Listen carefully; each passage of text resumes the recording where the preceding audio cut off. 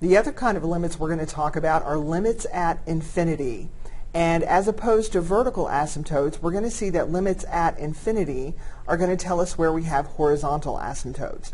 Horizontal asymptotes were very difficult to identify just using algebra, but we're going to see they couldn't be easier to identify using calculus. When we explore what's happening to our input values on the very right end of the real number line and the very left end of the real number line, if the output values of our function go to a constant value, if the limit exists on both ends, or either end really, and that value is a constant value b, that gives us a horizontal asymptote, because y equals b when b is a constant value is a horizontal line. So if our outputs are going toward a constant value, that identifies that the end behavior, write that in your notes, we're looking at the end behavior of what's happening to the outputs of our function with these limits at infinity. If the end behavior is a constant value, then we have identified a horizontal asymptote. This is the lesson where you are going to be even more highly tempted to pick up infinity or negative infinity and use it like a number. So make sure that you don't. I'll give you several examples of what your work should look like. Let's go back to the parent reciprocal function, f of x equals 1 over x. We know from our prior work and the fact that it's a parent function that we do indeed have a horizontal asymptote on this function that is the horizontal line y equals 0. Let's explore what happens when we look at the end behavior on the right end of the real number line. If we pick this function up, 1 over x, and we plug in positive huge values, this is where we're not going to pick up infinity and put it in 1 over x for x. If we have really huge input values, that leads us to positive, since it's positive huge, to positive tiny output values. This says as the inputs of this function tend along the real number line toward positive infinity, the outputs are tending toward positive super tiny output values. The outputs are hovering just above, y above, because that's where y values, output values, are positive. So the outputs are hovering just above the horizontal asymptote y equals 0, also known to us as the x-axis. So this verifies, using calculus and the limit, that we have a horizontal asymptote. So that's what we're going to do, is we're going to use huge, positive and negative huge, to put into our function and see what the output values are doing. If the output values are going to some constant value, then we have identified a horizontal asymptote. The end behavior of this function is that the end of this function, to the right and to the left along the real number line, the outputs are behaving like the horizontal line y equals 0. That means we have a horizontal asymptote. Let's discuss an additional technique for evaluating limits, specifically limits at infinity. This technique is not used for limits at any other input value other than the right and left end of the real number line. Remember, don't use this technique unless your input values are positive or negative infinity. If we put positive huge over positive huge minus 5, we get what looks like positive infinity over positive infinity. We've already discussed we cannot count on that being 1. I'm not saying it won't be 1, but I'm not saying it is 1 every time we see it, because this large without bound might not equal that large without bound. So we cannot say that that equals 1, meaning we can't just plop in huge and evaluate it algebraically. We may have to use some algebra to manipulate the way this looks so that we can get rid of the infinity over infinity problem. And one technique that we're going to use to do that has to do with using a well-chosen one. The idea of a well-chosen one is not new to you. I would like to multiply my function x over the quantity x minus 5 times something that has a value of 1 that might actually help me evaluate this function. And that value of 1, my well-chosen one, is going to look like this. What's giving me trouble here is x. X is giving me trouble in the numerator, x is giving me trouble in the denominator. So I'm going to multiply by this well-chosen one that's going to, for sure, get rid of any x's in my numerator. And I can multiply anything that has a value of 1, and it won't change the value, it will just change the way it looks. So my numerator is x times 1 over x, or x over x.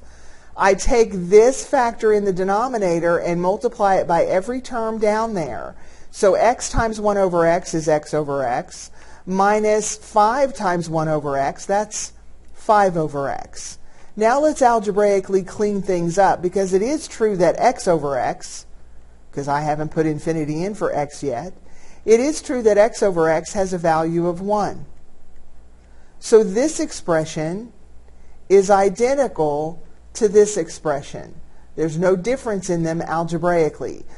However this one is behaving for any x input value, this one's behaving the same way. So now I'm to the point where I can put in huge. And it's positive huge that I'm putting in. Make sure you keep up with your positives and negatives. So I drop my limit notation. Why? Because there's no variable here anymore. So now I have 1 over 1 minus what? Well, 5 divided by huge is super, super tiny. Since I don't have to be at, since I only have to be near, that's very, very near 0, so I'm just going to call that 0. So the outputs of this function, as inputs get really, really big, the right end of the real number line, the horizontal number line, says the outputs of this function, the y values, are headed to 1. I have a horizontal asymptote that is the horizontal line y equal 1. This is one of the rare times where infinity over infinity did wind up equaling 1. But that doesn't happen for us always, so we can't go here. Since it's not always true, we have to treat it as if it's never true and explore using other techniques. So don't forget that what you're going to do, this technique is you're going to divide the top and the bottom, every term in the top and every term in the bottom, by the largest degree of your independent variable from the bottom. That's where I got this from. The largest degree term from the bottom was x to the power of 1. That's why I divided by, or multiplied by, 1 over x to the power of 1. I'm using an algebra trick to figure out what the behavior will be at infinity by getting rid of what's causing me the algebraic trouble. Be careful to watch your notation. I never want to see you put the infinity symbol in these limits. Never, never, never. I don't care if your result is right, your process will be wrong, and that will cost you points. That is mathematically not done. Now we're going to bring in pieces of the main limit theorem that we learned and this algebra trick to see if this function has a horizontal asymptote. We're looking at the end behavior. We want to see what the outputs are doing as the inputs head toward positive infinity. But remember, we have parts of the main limit theorem that tell us we don't have to deal with that root until after we have dealt with the limit. So that's what we're going to do first, is we're going to evaluate what's happening to the outputs of this function here, because that's what limits are outputs, and then we'll take this result and take the cubed root of it. So now I'm just worried about what's happening under that root sign. I can, in my head, do the substitution theorem. You don't always have to write the substitution theorem step down. I understand I have 1 plus 8 times huge squared over huge squared plus 4. Well, the plus 1 out here is of no consequence. If I have huge plus 1, I still have huge. If I have 8 times huge, I still have huge. If I have huge squared, I still have huge. Same thing down here. The plus 4, it is not making any difference to what the outputs of x are doing as x tends toward infinity and as x is squared. This is a ratio that's heading to huge over huge. So underneath that root sign, I'm going to use that technique that we just used on the prior example.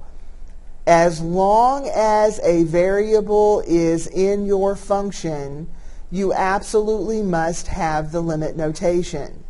Now, what we said we were going to do is the technique was to take the highest degree term from the denominator and divide it by every term, top and bottom. And what that does is that gets rid of the infinity over infinity problem that we hit algebraically.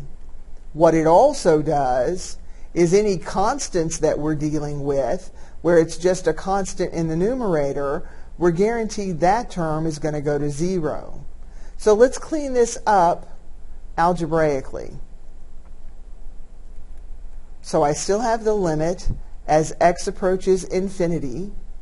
In the numerator, 1 over huge squared is tiny. In the context of a limit, since we're not at, since we're only near, I get to call tiny 0.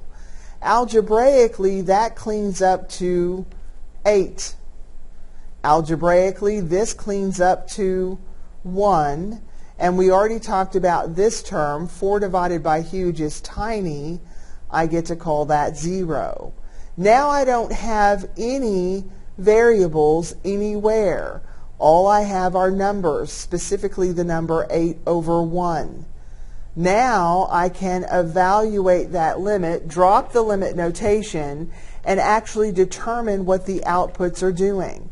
The outputs, very near inputs of positive infinity, are traveling along the horizontal line in the plane y equals 2. The end behavior, the horizontal asymptote of this function, this cube root function, is it has a horizontal asymptote that is the horizontal line y equals 2. And so this is what I want your work to look like. This is exactly what I want your work to look like when we are evaluating limits, when we are trying to see what the outputs are doing near infinite inputs.